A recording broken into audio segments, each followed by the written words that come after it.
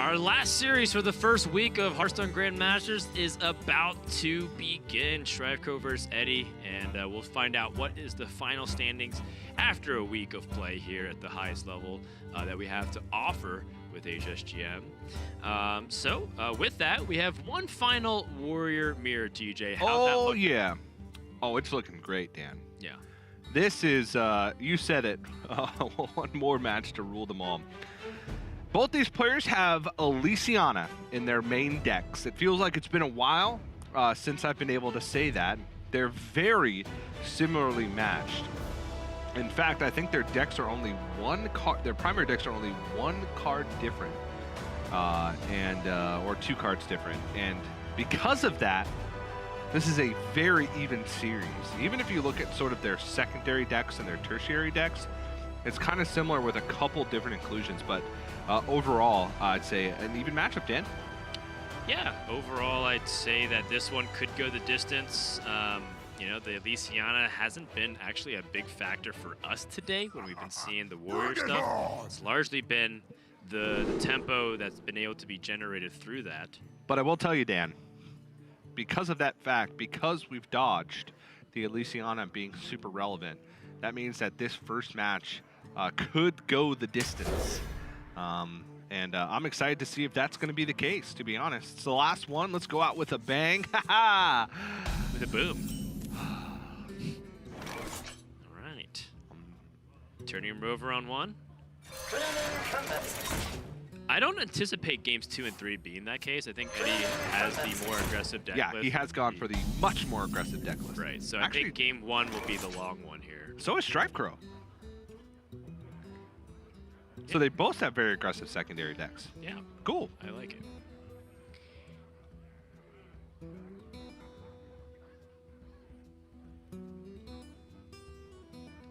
Eddie already kind of frozen on the Town Crier versus the Hero Power movement here. You get Town Crier, you fill out your curve most likely because you're like you're most of the time drawing Militia Commander in this spot. And then you have Clockwork Goblin and Dynomatic. Everything else kind of lines up nicely and neatly. StrifeCro with the Weapons Project.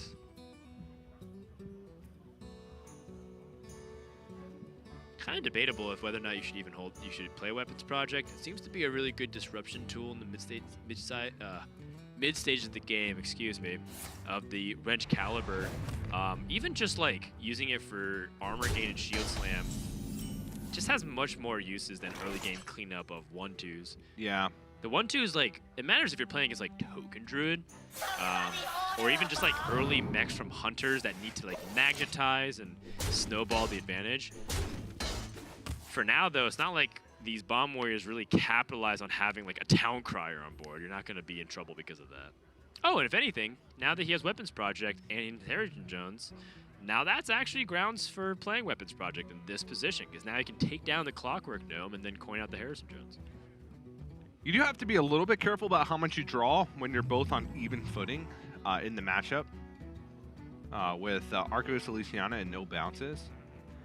Now, as we've talked about, I feel like 100 times at this point, oftentimes doesn't come down to that.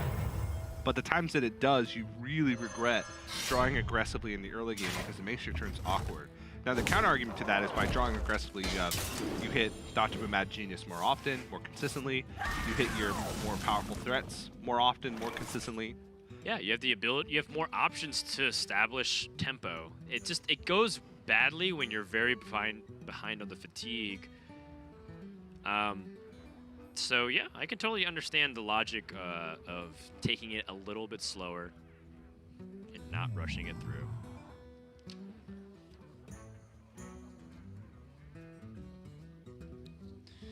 Taking a look at the deck list a little bit closer here. Augmented Elix for Eddie. That might play a factor here. I feel like when we go deep into the Elysiana range, we've been seeing those bombs play a significant factor in terms of weighing when to develop onto the board versus playing Elysiana to destroy the bombs in your deck. For now, Eddie with a very slow turn forward, not even going to utilize the Militia Commander, recognizing that it doesn't really do anything here. Yeah, he's basically cut 1 Omega Devastator and 1 Shield Block to fit in the Augmented Elix. Those are the only 2 differences in both these players' decks. And honestly, I don't know which one I'd rather have. I'm leaning towards the Elix. But Omega Devastator, just having 1 extra copy allows you to fight more consistently in the super late stages. Right. Like turns 20 plus. It allows you to gain tempo back. So yeah, this is an interesting divergence in philosophy. You know, when you see players like Amnesiac going for Weapons Project into Harrison, it's a very different scenario. Well, one, he's playing against a player that doesn't have Archivist Elysiana, so he can do that very freely. The second is that his deck list, as he was progressing through the series, got more aggressive. So that's also a reason why he was willing to just toss in the Weapons Project and the Harrison Jones. So these are some of the reasons to think about if you are also playing these deck lists on why the players have choosing different macro lines here. Eddie, once again, doesn't have much to develop here. So if he's choosing to take it slow, it's looking like a pass to me. And honestly, Dan and I have been joking like, long days because of Warrior. We don't want to see Warrior again next week. But if you are in kind of this anti-Warrior camp and you like refuse to play it, I actually highly recommend playing the deck. Warrior just in general, control Warrior. I feel like teaches you a lot about just Hearthstone in general, especially in control style matchups, because almost every game is different. There's not a straightforward win condition. A lot of players point to Elysiana as like, oh, if you have Elysiana and I don't, you just win. But we've seen that not 100% be the case. It's really not true. And it's sometimes true. Yeah, and we've seen a lot of players saying like they've been learning the matchups as they go. Even players that have put in prep. And more players are going on the tempo line as opposed to the like being greedy with resource line, because they're realizing that most of these games are coming down to which player grabs tempo and not which player has more resources. Yep. Some people are taking Elysiana out of their decks entirely, like not even in their second and tertiary decks, and playing as the Sulfi instead. Yeah. I think there's a lot of legitimacy to that. And I think part of the reason why this ends up happening is because Warrior games take a long time. So even if you do prep and play Warrior, you often get yourself into scenarios where you're not familiar with it, only because you didn't have... the games take like 2 to 3 times longer, and so you don't have as many repetitions, therefore you don't experience nearly as many situations, so you don't know exactly what to do. You might encounter, especially if it gets down to Elysiana and delivery drone scenarios, you might end up having situations where you realize that you could have played that one better in a tournament setting. Whew! That match history bar, though. Oh, yeah. That Town Crier getting in there for one is ruining my tank ups. Well, and the bomb exploding. Yeah, and the bomb exploding. That was StrifeCro's bomb? StrifeCro drew that bomb? Yes, StrifeCro drew the bomb. Okay. What now? Trusting you on this one, Teach. I got you. Eddie currently has 2. StrifeCro has 0. Eddie seems to be very methodically waiting for the rope to make a play. One thing that might also be a real thing, too, is like playing the player and trying to fatigue them and annoy them by roping every turn. I know this because some players have told me that they do that. They're trying to see if they can gain a mental advantage by like making the other player impatient by waiting to do something fairly obvious and roping. StrifeCro is impervious to this magic. I don't know. I feel like whenever I hang out with StrifeCro, sometimes he tells me about a story, how he gets tilted, and when he tells me enough stories, it makes me feel like he's just a normal guy. Like, he is a very chill and relaxed dude. Just watch him stream for an hour and you get pretty much his entire personality. Yeah. But he is also capable of being tilted. It's going to be one of those kinds of games. Harrison, while trying to squeeze out the hero power, he didn't even need to play that. He was on 8 cards, or he was on 9 cards. He could have just waited. Could have just waited, but doesn't want to fall too far behind on the board. Not that it matters too much because he's got a wealth of removal options in hand. It's just, you know, maybe Eddie plays a weapon, and then Harrison Jones, he gets deeper into his deck. Maybe StrifeCro is already on the game plan of minimize card draw. Yeah.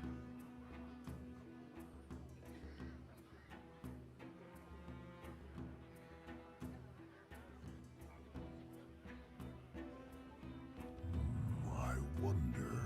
Eddie again refusing to do anything until the rope burns. Oh, we got the attacks in. Light the fuses! Yeah, the Dynomatic here cleaning up very simply. And you know, it might sound like we're mocking him, we're really not. Eddie's like a player that's been trying to improve with every single game he plays.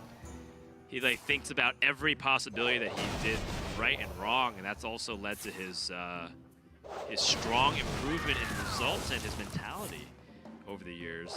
Yeah. One of the highest point earners, honestly, in the past couple years, more so last year. And a lot of that was because of his performance at tour stops. Right. Which are, you know, if you think of tour stops in the context of playoffs, it's like the, you know, 70-ish best players in the region. And tour stops are all of those same players, Yeah. plus like 100 more. So, very high caliber. He's playing so much faster now. I think maybe instead of talking about like waiting for a disciplined amount of time to make a decision, I think he spent his first 5 turns mapping out like how he wants to macro this game. When we talk about macro, we talk about the overarching strategy. Like, what am I trying to do? Am I trying to bounce my Elysiana and wait for that? Am I trying to get to my Dr. Boom as fast as I can and react to his opponent? And I think now that he's mapped it out, he's played so much faster in the past few turns. It's very interesting. I don't know if StrifeCro will think too much into that, considering that in the end, ultimately, Eddie's just still gaining armor. Look at the life difference, it's almost twice the amount. Yeah. Which can matter, because Eddie goes one card further into fatigue, but then with a 25 life advantage, Oh, man. that offsets some. StrifeCro not drawing a single card. He says, you know what? Eddie, you can draw that card from the shield block, but I will not. Eddie knows that if he plays his Wrench Caliber, it opens him up to a weapons project. He doesn't have space for the Omega assembly. Might be a pass here. 3 more, TJ. Can we do it? No, we can't. He has to play a card from his hand. He does not want to burn his Dr. Boom Mad Genius. Does not want to burn his Blastmaster. I guess the alternative is to play a Dynomatic here. Yeah. Alternatively, he could shield block and then evaluate.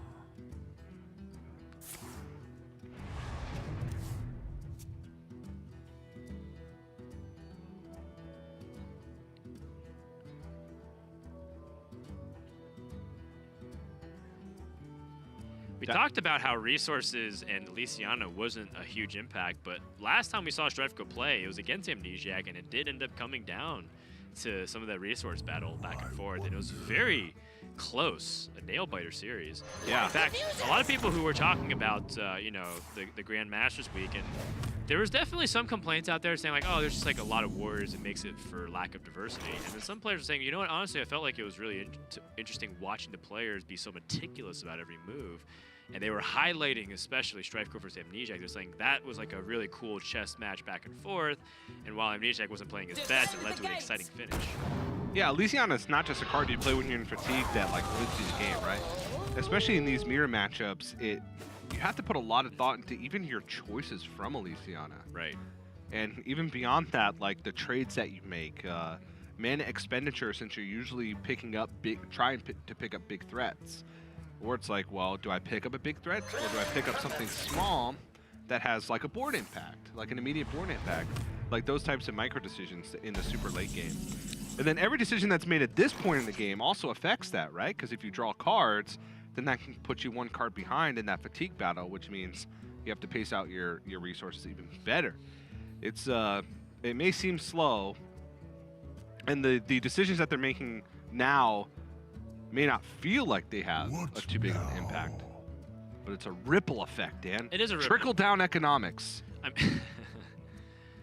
That's not what that means at all. The wrench caliber. So Eddie has the augmented Elix in the deck, so I can understand why he wants to save them to maybe get 2 bombs in later in the game. If you can power load your opponent's back and so generally you want to sporadically include bombs into your opponent's deck so they never know when exactly to hold 10 cards. But if you power load in the back, if you force your opponent to hold 10 cards, you have this very small window of opportunity to try and force them into that tough position of, do I hold 10 cards and not develop, or do I develop but then accept the risk of the bomb and all this damage? Defend the gates. At least that's how I'm interpreting it. For now, it seems like StrifeCro finally has some use of his militia commanders here to answer his opponent militia commander. Clockwork Goblin. I guess that's another card for StrifeCro to play when he gets to 10 and needs to dump something. The big fear of holding 10 cards with all these bombs being shuffled is the fact that neither player has played Dr. Boom Mad Genius. So that is kind of a funny thing to consider, is that if Eddie starts shuffling a bunch of bombs into StrifeCro's deck, he can't really go for that strategy viably without that risk. Yeah. But then he doesn't want to strand his augmented Elec at the same time. Which is very interesting. Like, maybe that's how the way this game is developing. Like, Eddie knows that StrifeCro isn't playing the Dr. Boom Mad Genius, which means that gives him room to be more aggressive with bombs, which allows him to hold wrench calibers a lot more than he usually does. Because right now, this seems like a fairly obvious, like, oh, I'm just going to wrench caliber and push, right? Like, by all means. But if he finds that augmented Elec and can start doing that before StrifeCro picks up his Dr. Boom Mad Genius, he'll be in that position where he has to leave a space open in his hand to draw the hero card. Mm-hmm. So in that case, does Eddie instead choose to play, say, Ziliax? What now? To try to save the wrench caliber? Or is he going to just go for the wrench caliber now? Or Harrison Jones as well, to try and get that out of the way before weapon comes down. Oh, he chooses both. Unity. Precision. Okay, I was not expecting both. I was expecting just to play one card at a time. He knows Harrison Jones has already played from StrifeCro. Oh, this is to stop the weapons project from hitting his militia commander. Ah, yeah. This is smart. That is a micro decision, Dan. Yeah, very good one. Because he's trying to squeeze out the damage. If he's going for the bomb strategy, then damage all of a sudden becomes pretty relevant. If he's not going for a bomb strategy, then both players are going to be in the 50s and 60s health. Yeah. So now Eddie's shifting over to a more gradual bomb strategy. He's expecting the weapons project, but he's also hoping that the Ziliax can't go answered, easily at least, without StrifeCro dealing damage to himself. Because we know StrifeCro can just deal with this with his own Ziliax. But in the best case scenario, Eddie goes and squeezes like 9 more damage like he did the previous time we saw him play. Yeah. He was the one that was playing Ziliax in a position to get for damage. It was an aggressive Ziliax, not a reactive one.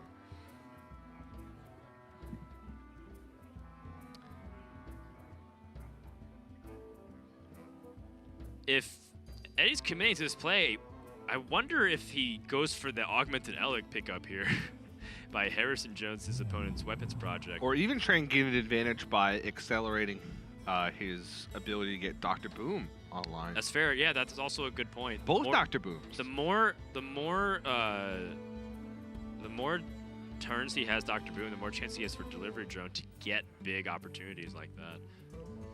What now? Okay, this Harrison is a commitment to that bomb line then. That belongs in a museum. All right, Eddie's looking for an augmented Elec or his hero cards. He finds Dr. Boom Mad Genius. StrifeCro just sitting up going, whoa. Yeah, he's not anticipating this, I think, because he doesn't know Eddie's hand, obviously, but Eddie sees what's going on. And StrifeCro, without his hero card, has to leave stuff open for the bombs, and if Eddie picks up his bombs, it's going to start raining. Yeah, this is, I honestly think this is a smart deviation for the reasons that you mentioned. Like, assuming that's the case, obviously. I could be completely off base. I don't think there's any other reason to draw with Harrison Jones. Yeah. Or at least to try and pressure before he gets Dr. Boom, right? If you find Dr. Boom first, you gain a huge advantage because you're generating resources that your opponent doesn't have access to. So they're spending real cards in their deck, and you're spending cards that you get from nothing effectively. Well, it's not only that. It's also, I think Eddie's very much okay picking up either of his Eliks so that he can just shuffle more bombs Absolutely. in StrifeCro's decks. And then put him in that awkward situation of not being able to diffuse the bombs. Yeah, because, you know, like most players are pointing out, it's not really going to often come down to if you run out of cards. And also Eddie recognizes that he has a huge health difference, so even if it did come down to the run out of card situation, and you're both like hero powering, he has such a life lead that it might not make a difference. Dr. Boom Mad Genius here looks very nice, and he can even capitalize with the immediate hero power. Almost any of them are good. I'm so glad.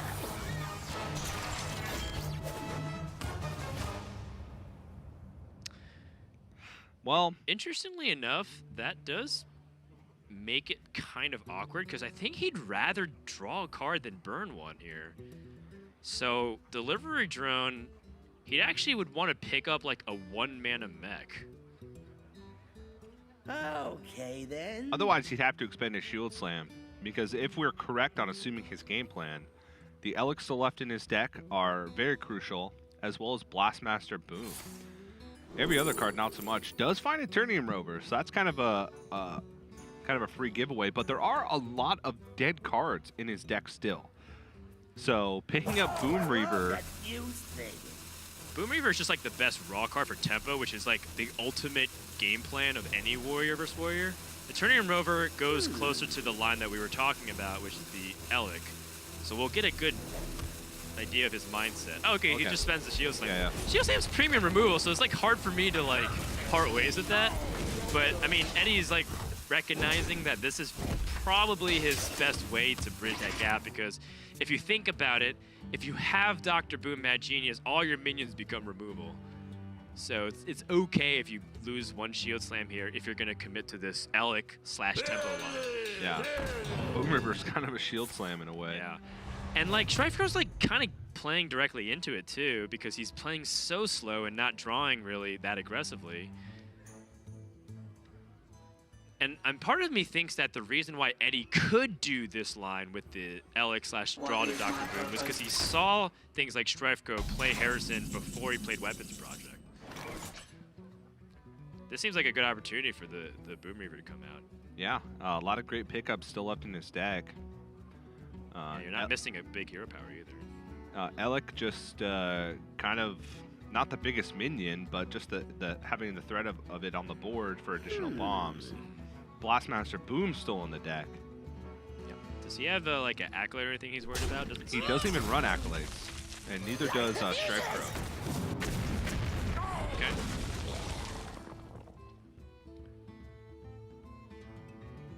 Town Crier. Not going to pick up anything. He's already played all of his rush minions. Seems like Eddie has just the ability to get the hero power. I mean, the armor is nice. The Boom Reaver also gets better if he ends up playing Elysiana, so he has that like option later on. He could also wait to see what more minions he draws from the deck before he plays the Boom Reaver. Bomb drawn here for StrifeCro.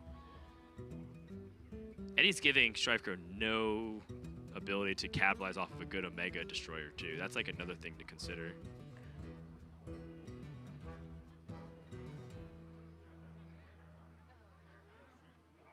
And again, Eddie, even though he drew more aggressively, he was able to find Dr. Boom, which means he's able to just kind of build up the value in his hand, replace the bad cards with good cards. Yeah, the more I watch this matchup, the more I feel like it's really not a big deal to be 2 or 3 cards behind and draw deeper in your deck to find Dr. Boom. It feels like you make up that difference pretty significantly. Yeah. StrifeCro by his body language seems to disagree, it seems like. Yeah, I mean, these two players have different ideas on how to play this, frankly, quite close to a mirror. You know, like, there's a difference in the augments and Eliks, but outside of that, they pretty much have similar ideas, or similar deck lists. Yeah. Security over here, very problematic to deal with. just because resilient against Warpath, resilient against damage. And he's chipping away. He's keeping StrifeCro's life total in check. Not playing too far into removal, just kind of being annoying. Yeah, StrifeCro, I think he feels fairly confident that that he can just use his health as a resource here. Yeah, he's a few cards ahead in fatigue. Actually, only one card. They both have a single bomb in the deck. If fatigue goes to 8 or 9 life, StrifeCro actually is pretty even with Eddie in terms of the health count, because just the way the damage stacks quicker. Yeah. Eddie will be about okay, so if it goes to 10, then it'll be about 20 to 30 damage behind, which is the difference of their shields. So it's like, even if, like, let's say this parity is kept with life total, like the 30 health difference, it's equivalent of going 3 turns fatigue deep if it goes to like 10 damage. So you have to be like really careful if you're StrifeCro not to take too much damage here. Ooh. Oh, that's the worst outcome. Any other thing, the Kaboom Bot just kills, and if the Kaboom Bot lives, then that's just a blueprint. Let's see. Gets the Blastmaster. Yeah, post-brawl, Eddie was waiting for this opportunity as well. Yep. StrifeCro has 1 brawl in his deck. That's another thing that Eddie was locked in on. That was the fastest turn I've seen him play until he decided not to end his turn immediately. Thinking about if he should swing. I think if he's going to make a victory push, you want to get the damage in so he can wrench Caliber next turn. Yep. Like, this game might not even come down to any Elysianas whatsoever. He's gonna what, double Omega Devastator here? I mean, that seems decent. Problem for StrifeCro is still no Dr. Boom. Seems like the story of day 3. Well, alternatively, he can Omega Devastator, Hero Power, and then Shield Slam. Oh, sorry, Weapons Project, Shield Slam, 7th. Omega Devastator is just like the best tempo on the board.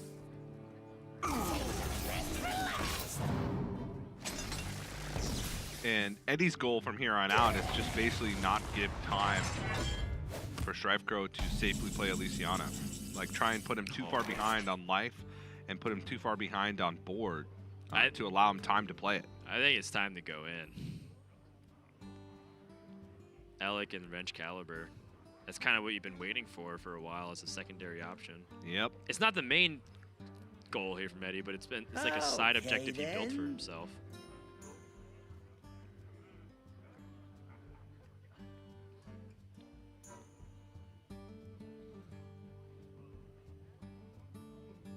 So you can attack as a Eternium Rover, puts it to 3.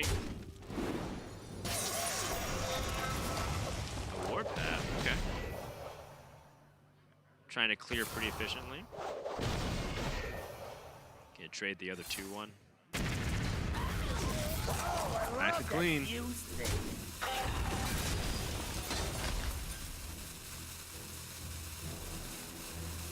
Interesting. So he's not going for any bomb strategy right now then. Instead, he's just going to try to leverage his Dr. Boom advantage. Pinata. Pinata's nice. Pinata is very nice. So is Omega Devastator.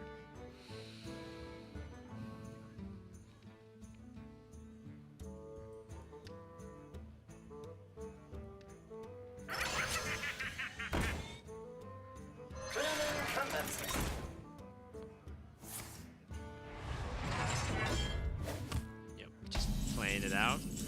Gotta play Eternium Rover, because if Eddie kills the weaponized Pinata, then he'd be at a full 10-card hand. Still needs Dr. Boom, so can't go for any of that kind of strategy. Yeah, he's got a pretty weird hand. Double weapons projects. This would be a good time for a Warpaths, shield master slams, plan. A lot of just Brawl. yeah, just stuff that's kind of junk in this matchup.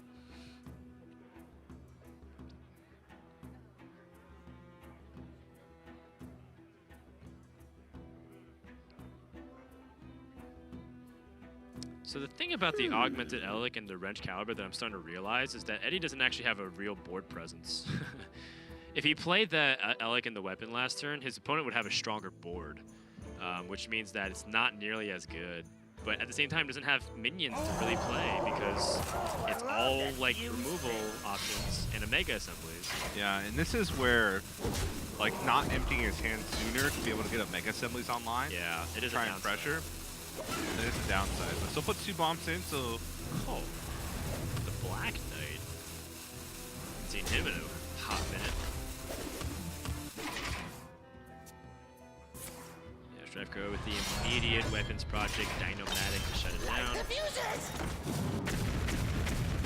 There's still another Elec. Eddie's freeing up his hand to finally utilize the Omega assemblies. Yeah, there's another Elec, but there are no more bombs outside of Discovers. Oh, what? Oh, and 2 bombs in the deck. Yes, and the hero power lines up very nicely here to shut down, to hit the Dynomatic, so that way Eddie can maximize his damage. Let's blow this place sky high.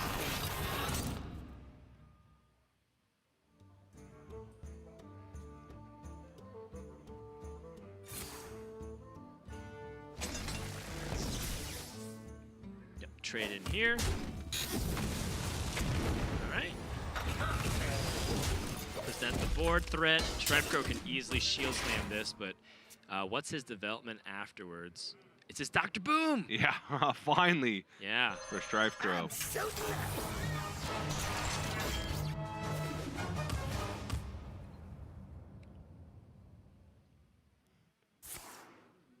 Guess he can just zap these boom bots and take damage manually. Yep. 46.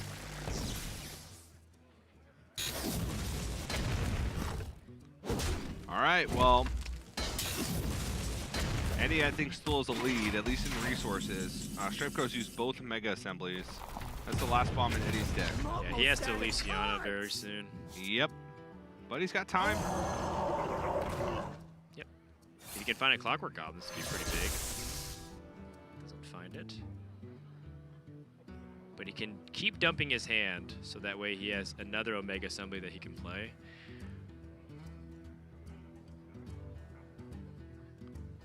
Now we might, I mean, it's one thing that's exciting about at the end of the second phase here, because we're about to enter the Elysiana phase. There's the opening phase of Hero Power Pass. There's the second phase of like getting to the fatigue or like decking out, and then there's the third of the Elysiana. We get to see like who was right, you know, like because they played very differently. Yeah. Oh man, this is some quality stuff coming out here for StrifeCro. It's to make up for the lost time. All 3 of those are good. I think Omega Devastator is the best on just the board state.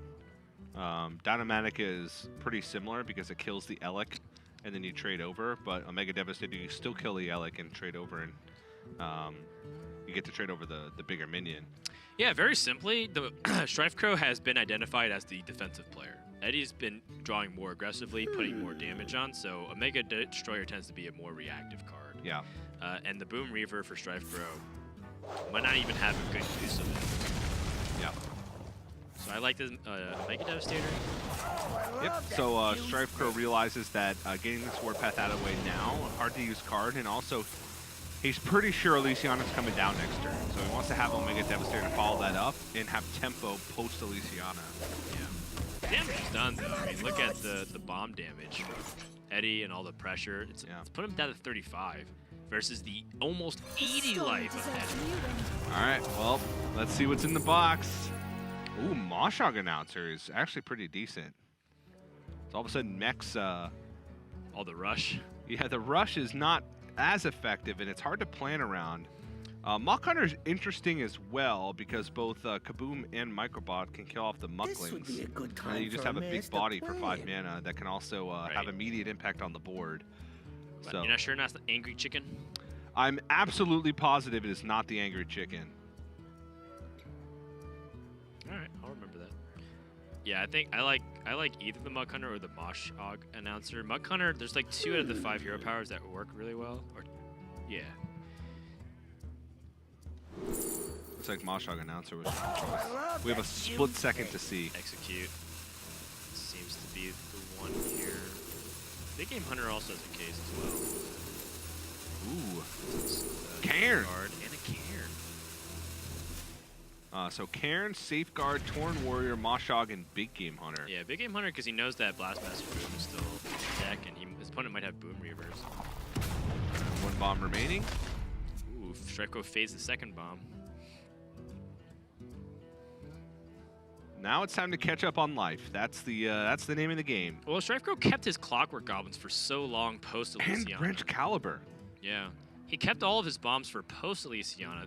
It's so interesting because like Eddie dumped all of his Eddie drew more aggressively and dumped his bombs faster, and then StrifeCro kept everything, didn't get Dr. Boom, but has like almost like 30% as much life as Eddie did. Quite frankly, TJ, this feels very similar to a game of auto chess, where it's like one player's very liberal with their life total and the other player's like very conservative resources. It happens all the time. And now StrifeCro, he's gonna be trying to go in with the bombs. And now, is his life total difference gonna be a factor here? That's like the big question. Because sometimes, yes, you have all the resources in the world, but you don't have the time anymore to catch up. Somebody order a bomb. Yeah, I like it. And then Eddie's like, what? Remove this turn? Like Warpath or Brawls? StrifeCro, I think, just trying to set up for a turn where he can play Elysiana. Because he's guaranteed to draw the last card in his deck next turn. Right. Because one of those is a bomb. He's so unafraid of the life difference. Yeah. This It's would be a very good time for a interesting. master Because plan. one of these players will lose the game. I think the last card in the deck is an Omega Devastator. He had two, but I think he might have gotten one off Yeah. the delivery drone. Yeah, I'm pretty sure it is an Omega Devastator. Or a Dynomatic, one of the two. The Earth Mother. Those are the only two I don't have check marks next to. Trying to be diligent, but it's very difficult. I like this Cairn. Very sticky and hard to remove. Almost out of cards. Another bomb. I mean, this is a way to capitalize off the fact that StrifeCro took a lot of damage. Shield block. This story You capitalize by on the damage they take by putting sticky minions on the board. A Kali draws another Kali, but it also extends it increases your fatigue count. Star Aligner. If you can get Dr. Boom and Star Aligner on the board. Ugh.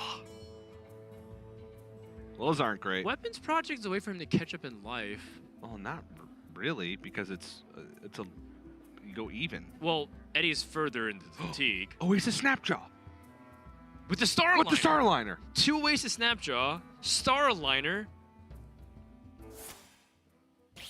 Boulder Fist Ogre with the Star Aligner. That works too. That works too. Yeah, so, in all seriousness though, I think Eddie's is much higher value overall. yeah.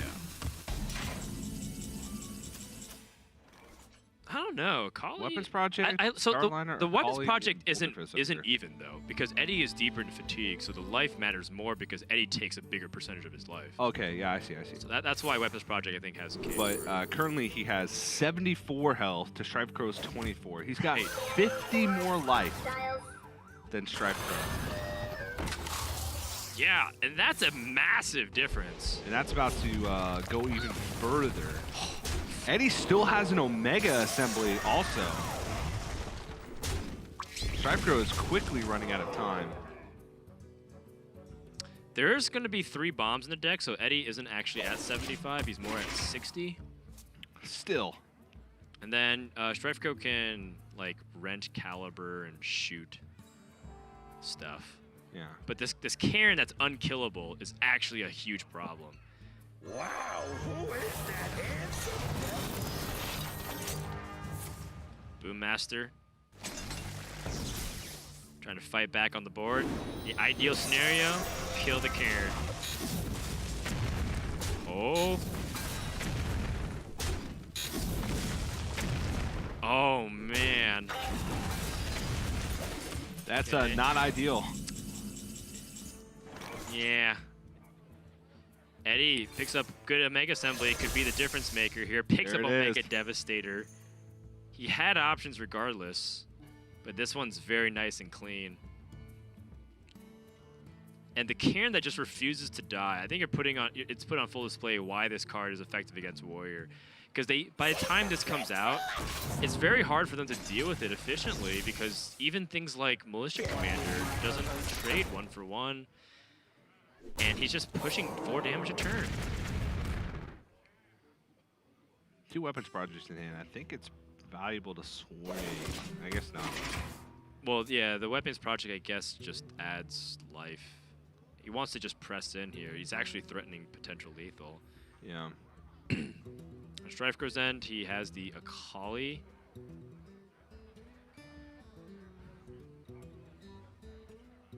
He just doesn't have enough ways to gain life. Okay, then. And Eddie Well- just still has so much gas. If he hero powers and Omega Devastators, he clears off 2 of the minions. Yeah, still leaves the Bane alive. And then I use him with the Wrench Caliber. Well, no, yeah, he'd still leave the. Okay, then. You leave the mech alive, the middle mech. upgradable frame. Oh, Or shit.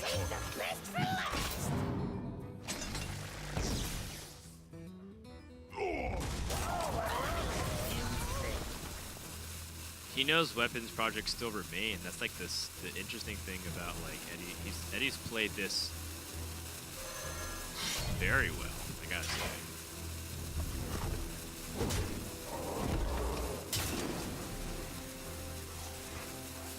Yeah, I think StrifeCro's just not far enough ahead in fatigue. Yeah, and I kind of part of me does want to say like, oh, you know, StrifeCro didn't have he didn't have Dr. Boom for like, you know, an extra 8-9 turns. That was certainly a huge difference. But it's also kind of like the aggression that Eddie was able to put on and like the willingness to draw deeper into the deck, which StrifeCro clearly refused to do so. Does play a factor as well. And then, of course, you mix in the fact that Elysiana actually had reasonable threats to follow up instead of, well, funny enough, literally Boulder Fist Ogre. And Nijak was making fun of that fact. Yeah. He was like, yeah, what do you do with Elysiana? You just get Boulder Fist Ogre. It's like, the Earth Mother. I guess you're right. They just get Boulder Fist Ogre. No overkill on the Akali, therefore he doesn't draw the other Akali. Which, quite frankly, if I'm StrifeCro, I could make do with a 9/9 Rusher minion right now. Another bomb being drawn. Yeah, but StrifeCro, Another bomb being drawn. he made it pretty clear with his choices that he's trying to beat him in fatigue, and he does have double Warpath. Yeah. So if he can keep like his life total relatively high, which is going to be very difficult, and can keep removing boards with Warpath, then maybe he gets through, because this is the second Cairn. There's the Moshog Announcers Torn Warriors. And the Starline is for StrifeCro. Starline is for StrifeCro with Boulder Fist Ogre and Weapons Project and Safeguard. another It's a Akali. Safeguard. Yeah, here's another Safeguard. Oh, I love that fuse thing. Black Knight's interesting. It's gonna be able to get some use here.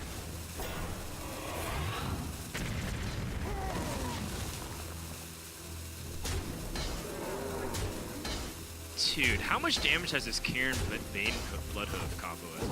It's insane. Well, the two of them together have done a significant amount. Right.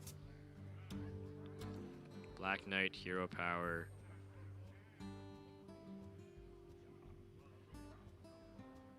You ever think about shield blocking? The shield slam? Yeah. That is an option.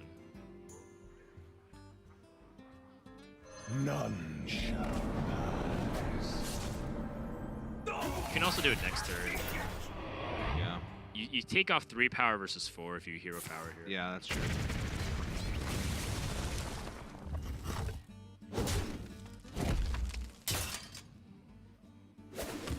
Eddie has like a... Oh, no, never mind. Bane's not a mech. It's like he has a pretty good dynamic here.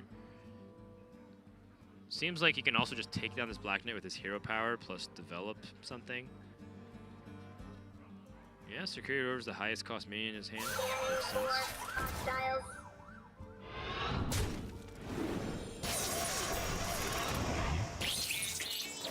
Kind of unknowingly playing into Warpath. Yeah, he doesn't know that StrifeCro picked Warpath. Yeah. Star Aligner.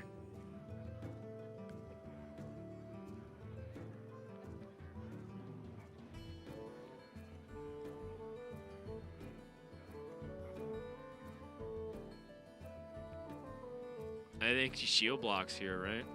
Yeah, Shield but block, if you shield block and pick up This Warpath, would be a then good time for a you master can only do it 3 plan. times, which means you don't kill the Bane.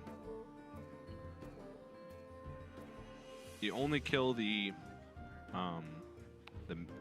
mech that spawns from the Security Rover.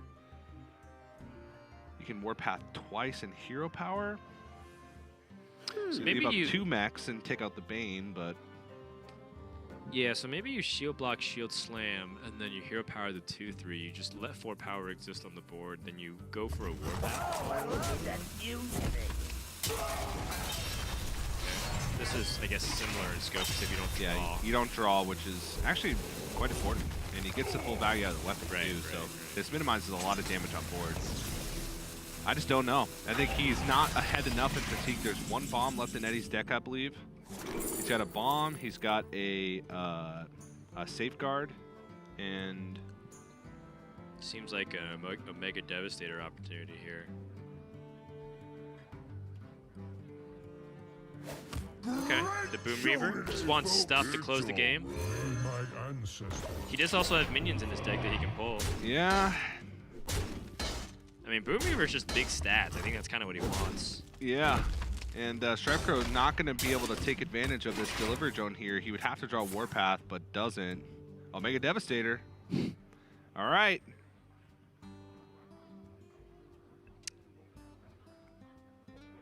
He would leave 4 power on board, 5/6 from the weapon.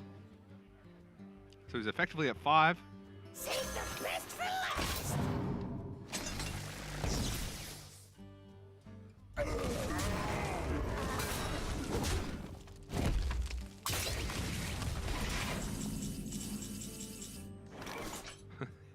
It's funny, the big game hunter just straight up. Also, there's no bombs left, is there? I don't think there's any bombs left. Yeah, so he's got a big game hunter and a safeguard still left. Cool. Eddie gonna press in here for the final turn. StrifeCro, even if he picks up Warpath, can't do anything here. I give up. That's gonna be it. Game number 1 in the books. Eddie wins a grinder of a match. And again, it wasn't the fatigue that mattered. It's purely the tempo and the resources. StrifeCro just ran out of life to come back. Yeah. Because if they do have infinite life, the quality of cards actually started favoring StrifeCro towards the very end. Because he has 2 Bolted Fist Ogres and like Starline. Those are just big threats to deal with. Yeah. But he doesn't have enough time. And like Eddie did have that Boom Reaver, but like I have to hand to StrifeCro. He definitely budgeted his resources really well to remove everything. But overall, his game plan was just too slow paced, and Eddie was able to press damage just enough every time. Yeah, a kind of a very different style of Warrior Mirror that we've seen. It hasn't come down to that slim of margins for quite some time, at least from what we've seen over the course of the last 3 days. But now it's off to the secondary and tertiary decks for these players Should to be see much who can get faster, an I edge. think. Yeah. All right, we'll find out what happens when we come back. So Eddie, 1 game away from closing it out as a 2-0, but we'll find out if StrifeCro can make the comeback. The cards show me a thinker, so clever, but kind of a stinker. In a storm that's a raging, sits the last one I'm paging, a truly unusual thinker. All bots are now gonna go boom, but still, you shouldn't assume that I've made this selection on my own direction. No, indeed. Let's be clear. I have brought you all here, and now you're all in. It is time to begin.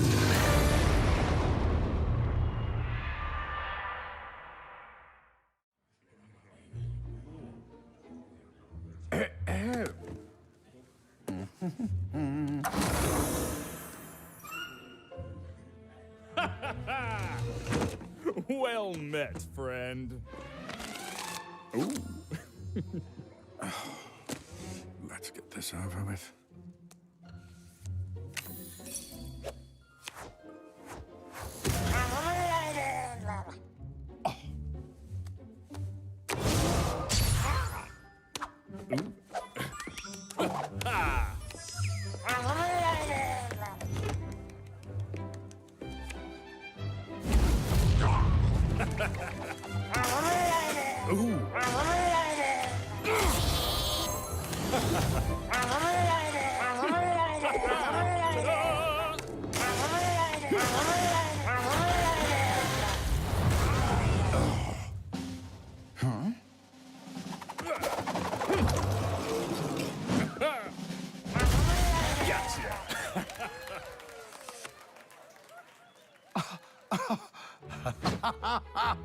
I win!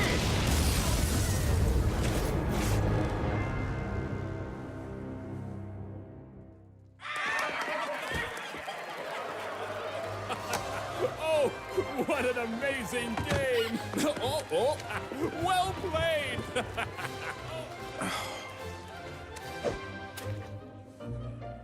Here's to the winner.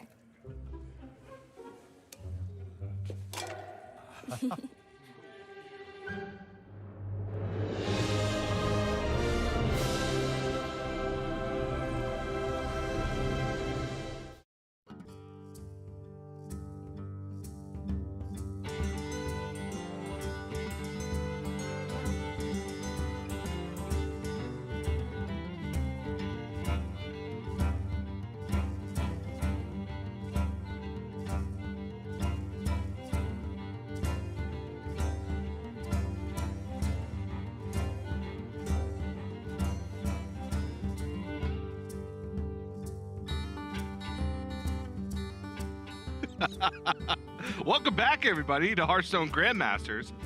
Dan almost fell off his chair. You didn't so, see it, but I nearly fell off my chair. Yeah, I was like, Dan's gonna stand up for this opening, and then Dan said, "No, I'm not. I'm gonna sit down." I forgot I was standing on the up. floor. So what I actually like to do sometimes when the game is stand up, because I feel like, well, one, it's better for blood circulation, and sometimes it helps me. Don't want project those better. pulmonary embolisms, Dan. So I forgot I was standing up, and I'm realizing, oh wait, I'm not. It's gonna be really weird if I'm just standing up and doing the intro back. This is game number 2. Eddie is up 1-0. We'll fix that momentarily. StrifeCro lost the previous game. Eddie with that Dr. Boom Mad Genius in the opening hand. Both of them on their secondary decks, I believe. Eddie's on his tertiary deck, and StrifeCro's on his secondary deck, but it doesn't matter which one they choose. It just matters what's in them. Both players have added a copy of Baleful Banker, and Eddie has added 2 copies of Symphorian Bomber, where StrifeCro's added 1. StrifeCro's added Augmented Alex and a Mojo Master Zihi, where Eddie has added Grom, Hellscream, and Alexstrasza. And both players have cut a lot of those cards that aren't great in the mirror, like Eternium Rover, Weapons Project, and Warpath.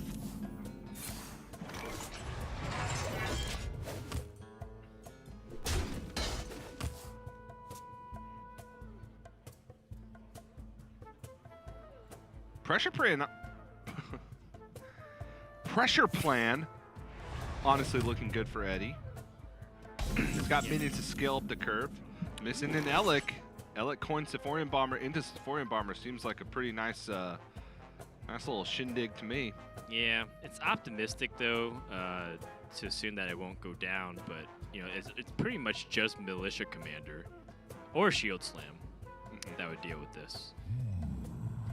If it is a Militia Commander, what do you do in response? Do you just Commander right back and just starts this inevitable rush war? StrifeCro not even playing the Clockwork Gnome on 3. That's, I mean, he's aware of the coin Militia Commander. It's just definitely something worth thinking about, you know? Yeah. He's been doing this a lot, saving the Clockwork Gnomes because he doesn't want it to get easily pummeled. Defend the gates! Defend the gates from yourself. It's like the Spider-Man thing. They're both pointing at each other.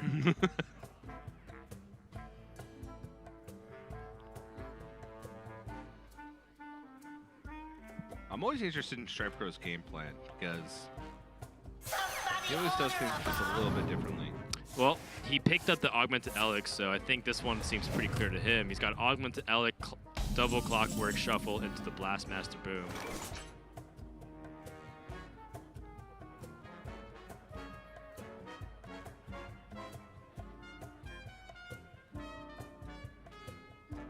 Dan, this music is not helping. I love it. I love the elevator theme music of this. And it also summarizes the very likelihood of the success rate of the League of Evil infiltrating Dalaran. Jazz is stupid. Whoa! Why can't they just play the right notes? That's why it's brilliant. Every song is like a Reno deck. Or an arena deck. It works both ways. Surprisingly accurate. Astute observation. Oh man, Dr. Boom versus the Blastmaster Boom. I'm so My favorite Eddie in the long term, but StrifeCro in the short term. He's got a fully loaded Blastmaster. the Boom Master Blast.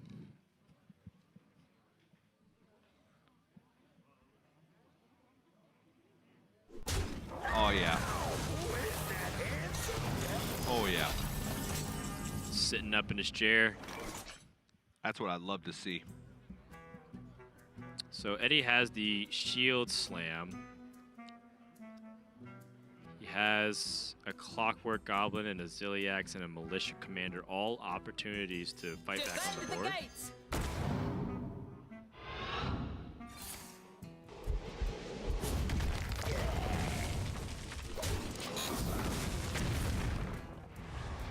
Trying to pad a little bit of the damage there with Militia Commander. Right.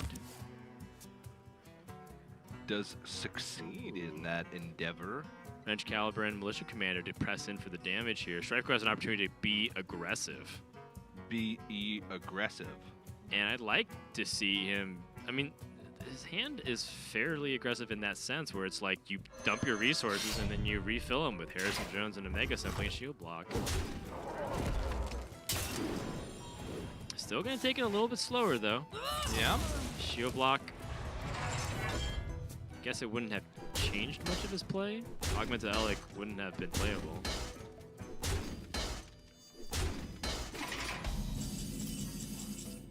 Bomb. Bomb.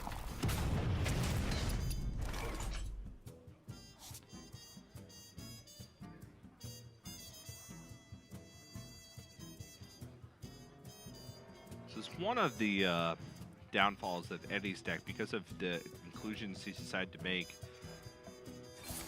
He fights much weaker on the defensive game plan. He got rid of Dynamatic, Warpath, and Eternium Rover, as well as Weapons Project for the weapon destruction, so kind of has to rely on Dr. Boom to kind of bail him out of this situation.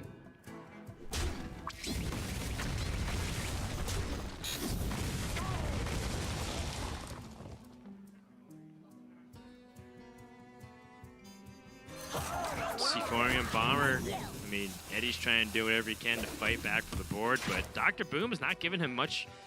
I mean, it's helping him answer a little bit of the board, but he's still not doing too much. He needs more resources until he gets that Mega Assembly. Yep. Augmented Elec plus Militia Commander is an opportunity here.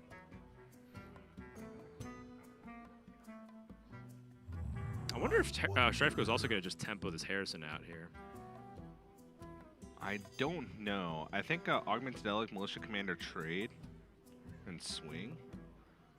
Because preserving your boom bots actually just keeps allowing them to push recurring damage. Yeah, it's also fair. Which has a decent amount of importance. Now 5 bombs in Eddie's deck. Which is not insignificant at all. No, that's like most of his life. Yep.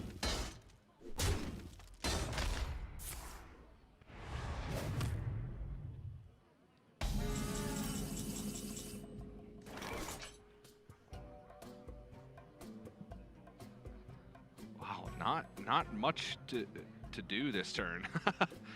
Clockwork Goblin Ziliax, sure, but then you forgo the hero power. You are exactly 30 lives, so you gain no effect from the healing. Just kind of a weird turn. 1 mana off, being able to get full value from these Omega Assemblies, which at this point, I feel like necessary. So, armor up pass? Okay. Gonna rush in, try and absorb some of this damage. Yeah, it takes down a little bit of the bombs, maybe absorb something. Okay. StrifeCro has his Omega Assembly ready to go. Oh, no! Oh, ugh! That is garbage. I'm offended. That's terrible. Oh, man.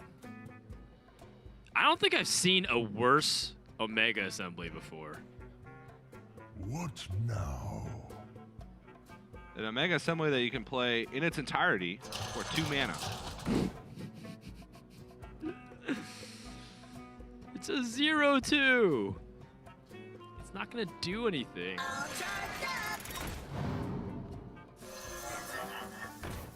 Might as well just play it all at this point.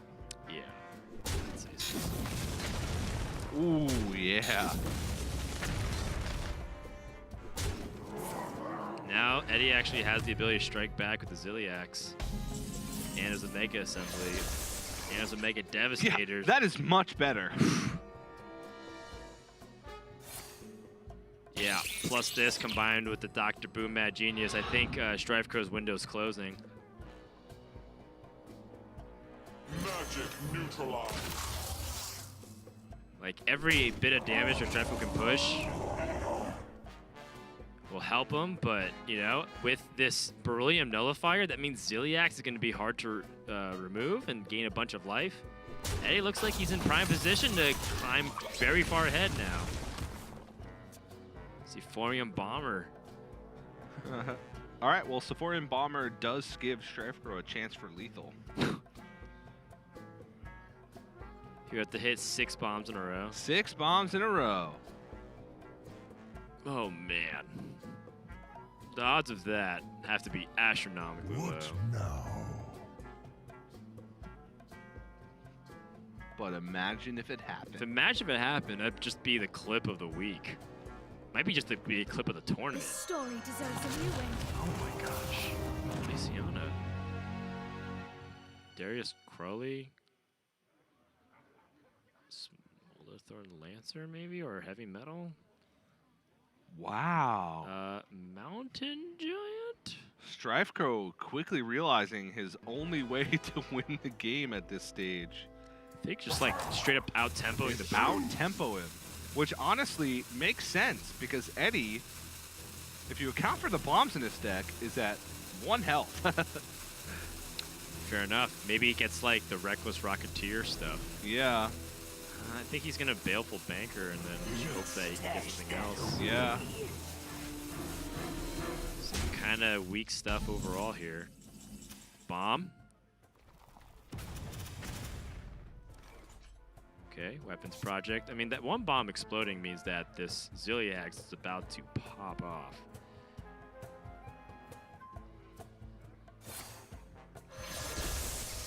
Yeah, I mean, StrifeCro's chances to win are honestly approaching 0. Yeah, it was like pretty reasonable up until, well, quite frankly, the fact that Eddie is able to get to the Dr. Boom and just basically played a defensive plan. And I think now that he's super all in on this, StrifeCro's aggressive turnaround in game number 2 is not panning out. Yeah, I mean, I think I would have like played the Sephorium Bomber to try and like go for the chance, and he can still do it actually. Oh yeah, it's true. He needs all 5 in a row since he's drawn 1, and Sephorium Bomber would put 1 more. I don't think he picked any rush minions. Oh, he picked Darius Crowley. Okay. Rush the enemy! Defend Gilneas! Trying to minimize the impact of Ziliax if he were to equip that onto the Vicious Scrap Hound. But with the way this game's going, maybe StrifeCro's best chance was to go for Savoy Bomber to 5 bombs in a row. Like, that's how low of a chance he has to win. There's only 1 bomb in the deck now because StrifeCro replaced his deck and just a Clockwork Goblin was played last turn. It's like 99.999% chance for A to win, if that's what you're saying. Well, I think it, like, outside of that, there's a 0% chance for StrifeCro to win.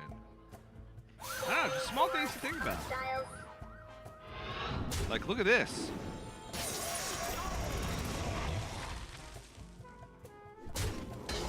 All right, now he still has the opportunity, unless Weapons Project is played.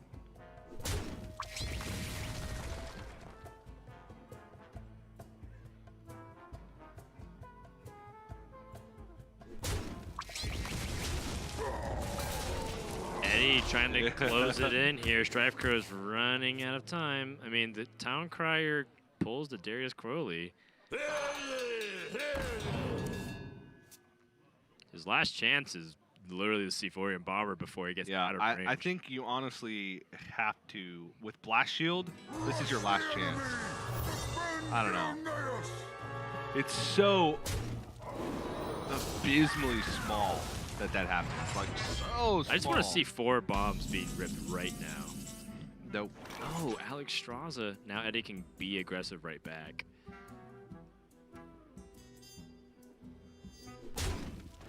Yes, and then rush into 2-3, kill off the 6-3. StrifeCro is dead. He has 1 more chance, Dan. Oh yeah, he does have one chance. more chance. I don't know how this keeps happening, but he 1, keeps 2, 3, 4, 5 bombs in the deck, 5 in a row. Let's do it. Let's go. 5 out of 17. Doesn't even see the card because he didn't get any bomb. Eddie's gonna take it 2-0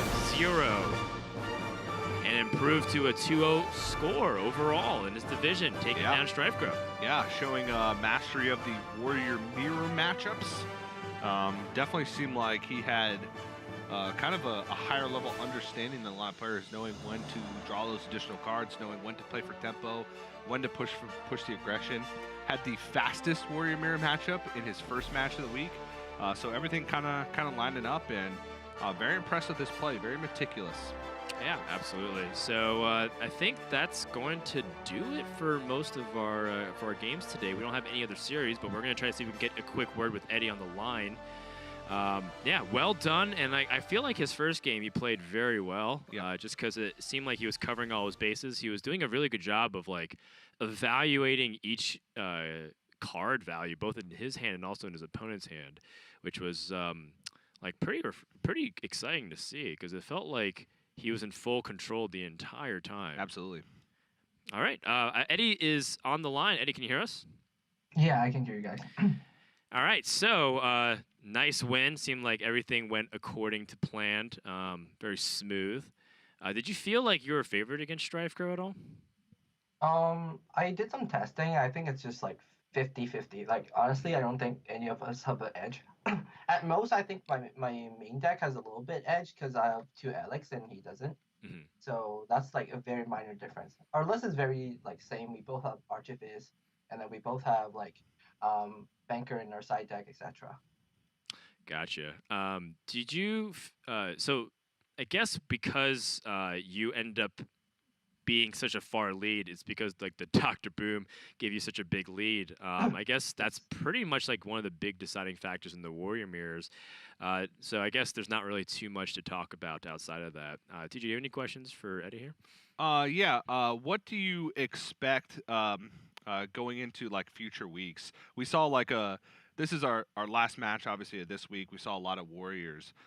But Mage had the most success, and I feel like we've asked a lot of players this, especially the players that did play Mage. Do you expect Mage to kind of be the go-to deck next week and in future weeks? Yeah, I think Mage looks really strong. I tried practicing it, but I wasn't like too comfortable bringing it, and I feel like Warrior itself is just strong enough that you wouldn't lose too much percentage if you just bring Warrior. That's why I went with the Warrior. It's just more stable and it's pretty like sometimes you have the aggressive hand and you can always cheese win out with Warrior. That's what I like. But May sometimes the hand get clunky. But we'll see when people like refine the deck. I definitely think there will be more mages, and I don't think there's gonna be like Warrior mirrors like every single match in NA anymore. I mean, I feel like Mage can also cheese out some wins too. Mountain Giant on 3 into Khadgar Coin Conjurer's Calling. That feels like a pretty cheesy way to win to me, but I understand your point completely. And I have another question. Is there any deck that you've been like wanting very badly to bring into Specialist, but either haven't been brave enough to do so or haven't found like the right list to do so? I actually mentioned it on my Twitter. I was really close bringing Nomi Priest, what Pablo did basically, and I would literally go 0-2 this weekend. I wouldn't get a single interview, I would say, cause I like Nomi Priest was what I played the whole month, and I felt pretty comfortable with like side decks and stuff. But one of my good friend Jacasso, he told me that just don't bring it. If Warriors get popular, even if like just half the field bring Warrior, you're at least giving a free win to one of your opponent, right? It doesn't make sense.